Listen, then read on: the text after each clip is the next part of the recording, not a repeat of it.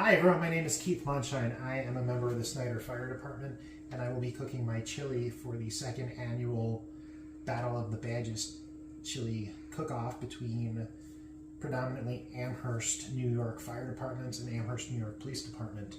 I am the returning champion. I won last year's inaugural competition, and I'm going to be doing something pretty similar to what we did last time. I've got my mise en place ready to go. We're going to start off with a pound of bacon, a little over 3 pounds of chuck roast. I'm going to cut it up into small pieces and then tenderize it so they will be little fall apart nuggets of tenderness in your mouth. And then I like to round out the flavor with a little bit of meatloaf mix. So this is beef, pork, and veal. We have our beef stock. We have my chili powder. Look at the beautiful color on this stuff. It is delicious. We're going to put a little bit of Guinness in. I like to do some salsa. It's a great way to get all the veggies in. It's pre-chopped, pre-seasoned, and ready to roll, and it is also delicious. Part of the base is going to be sofrito. This helps add a little bit of the Mex to the Tex-Mex, and it's green peppers, onions, cilantro, garlic, all sorts of good stuff. A little bit of tomato paste. We're going to have some poblano peppers. We're going to have some chipotle peppers in adobo, maybe about half a can each. Some chili beans, not going to show you which ones they are, that's a little bit of the secret. And if we need some more heat, I've got some good Tabasco chipotle flavored. I decided to use this large chuck roast here instead of pieces of stew meat or a coarse chili grind is because I can cut this to be exactly the size and shape that I want it to be, as well as I'm going to hit it with my little tenderizer, break it up into little pieces. Meat Dad was recommending that people use cube steak, cut that up and sear it and cook it low and slow, and that'll break up into tender, tiny little morsels, which is a great idea. However, this chuck steak was actually over $1 a pound less expensive than the cube steak, and it was actually, when you look at the prices for everything, it was the most economic way to get the amount of meat that I want. And again, I could cut it up into pieces as large or small as I want. So I'm just going to break this up a little bit. Okay, so I broke down the chuck roast. As you can see, there's maybe a third a pound to half a pound of trimmings that we're not going to use for this. So I broke down the steak into the individual muscle fibers, and then I trimmed it up, and I cut it into maybe half-inch, quarter-inch cubes and rectangles. And then what I'm going to do is I'm going to hit it with the tenderizer. All these little spikes will go in. A little piece of fuzz on there, don't worry, it's clean. I just pulled it out of the dishwasher. What we're going to do is we're going to break down all these pieces with all these needles. That's going to help it turn into fall apart tender. That combined with the low and slow. I'm not too concerned about the fat loss and the flavor loss from that by taking all this out, because we do have a pound of bacon that I cut up into very, very small pieces. That's going to be the first thing that we cook and render down. Then we're going to do the chuck steak, then we're going to do the meatloaf mix. Once all the beef is done, or all the meat is done, then we're going to start with our onions, and then we're going to start building all the other flavors. So here's this guy, and this is how it works.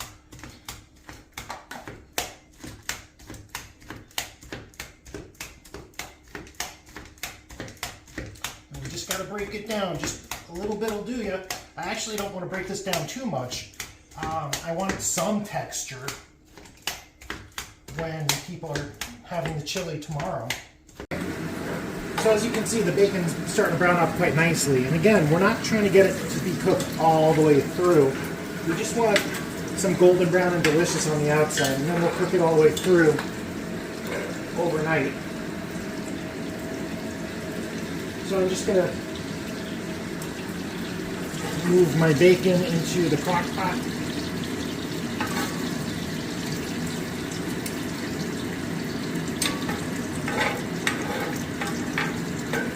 Don't even have to get all of it. We'll get most of it. But I want to leave these bacon drippings because we're going to start cooking up the chuck roast right after. We're going to have to do that batch-wise, maybe 2 or 3 batches.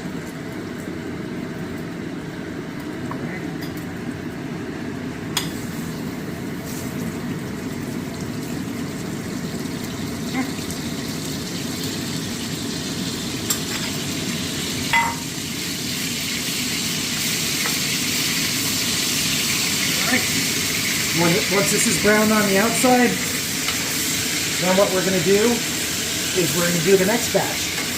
And we'll repeat that a couple times. Try not to make too much of a mess. Don't want my wife to kill me. So now we're cooking the second batch of meat. And you can see here in the first one, we've got varying levels of doneness, and it's nice and well done on the outside. You got a good sear. On the inside, they're all still pretty underdone. You can see the bacon underneath it too. This is just layers and layers of flavor. While the meat is cooking, I'm going to take my chipotles and adobo, drop them in my blender.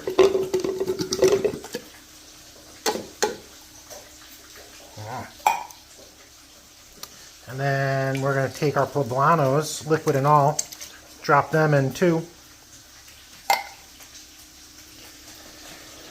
Oh, I can smell it from here. It's delicious. Going to close that up.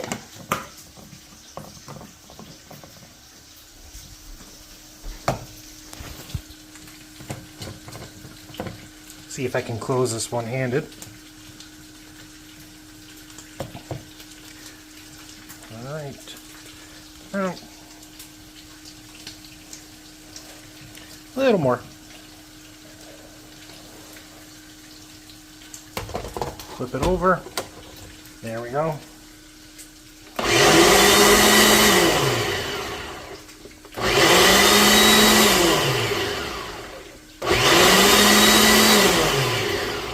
Alright, that'll do it. Now we've got a hot pepper smoothie. Who's feeling brave? Okay, so the last bit of chuck roast is out. Look at all that deliciousness. Now we're going to put our meatloaf mix in, brown that up a little bit, throw it right here. Alright, so the meatloaf mix is just about done. We've got it all browned up. Plenty of brown on our meat. Got plenty of that Maillard reaction going on. And it's okay if it's still not cooked all the way through, because again, we're going to slow cook this overnight. The competition's tomorrow starting about 12:30, and it's about 7:30 at night now, so plenty of time for this to cook through, for all the flavors to merge and meld and get happy together. Ooh.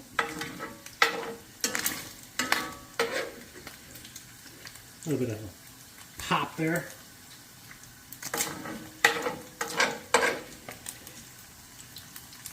Get out all these tidbits.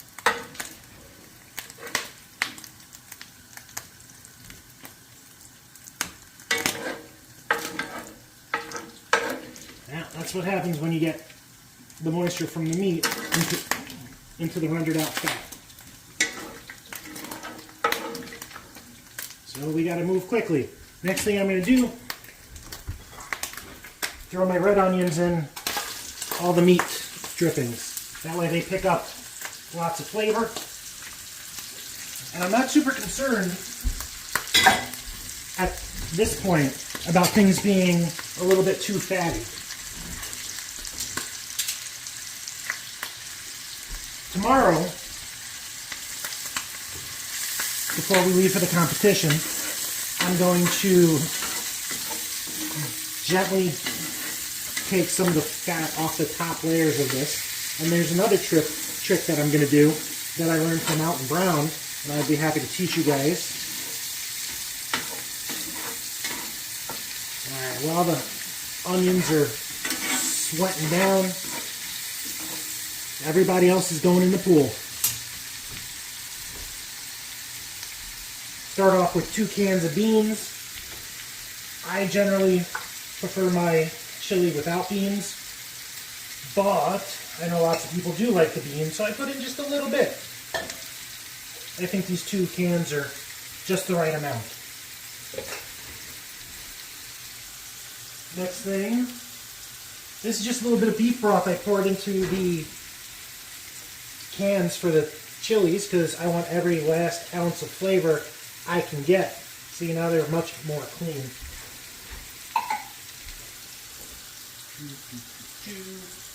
Salsa right in.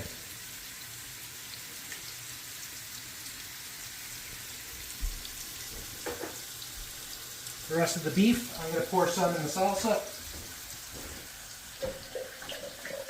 And I'll pour most of it. Give it a shake. Right on in. And our sofrito base, again.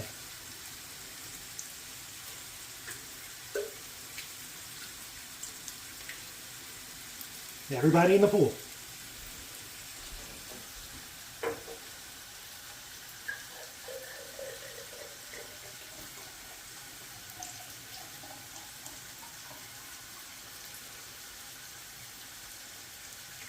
Look at that.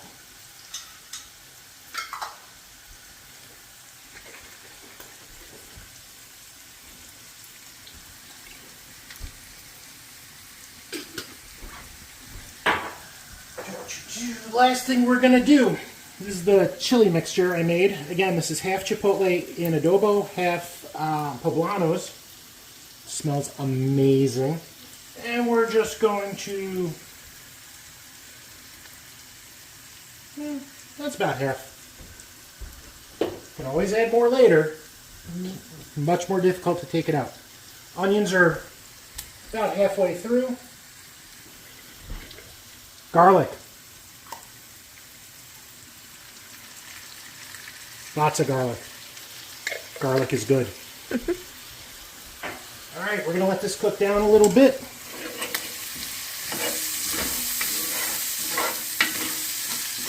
We're going to transfer the aromatics.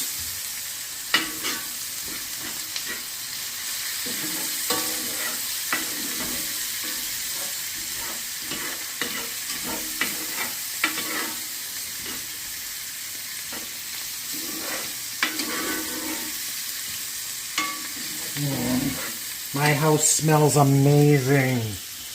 Alright, so here we go. That's cooked enough.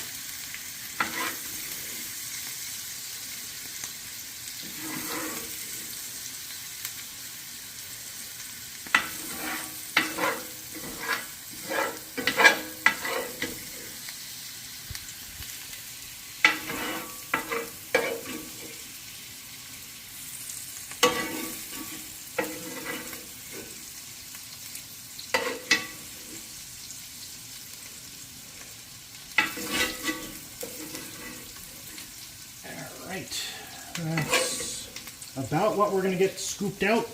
And the last thing we're going to do, Guinness. Now I got to make sure this is good, right? Oh yeah. As Julia Child would say, one for the goose, one for the chef. So we're going to deglaze here. Reduce down because we're getting close to the top.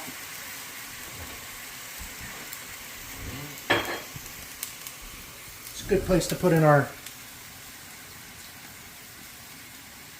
tomato paste as well. Oop, that's everything. All right.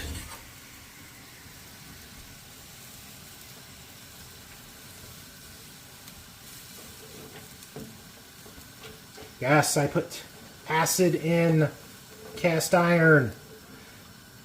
Some people at home are freaking out, but it's okay. You can do that. You just need to rinse it really well.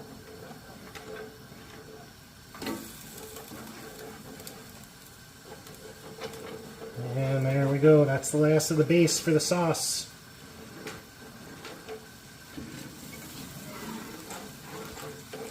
Wow, this is cooking down.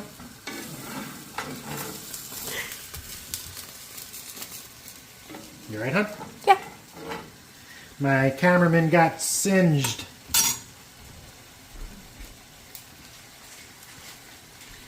We're going to start seasoning. Here's my secret ingredient chili powder.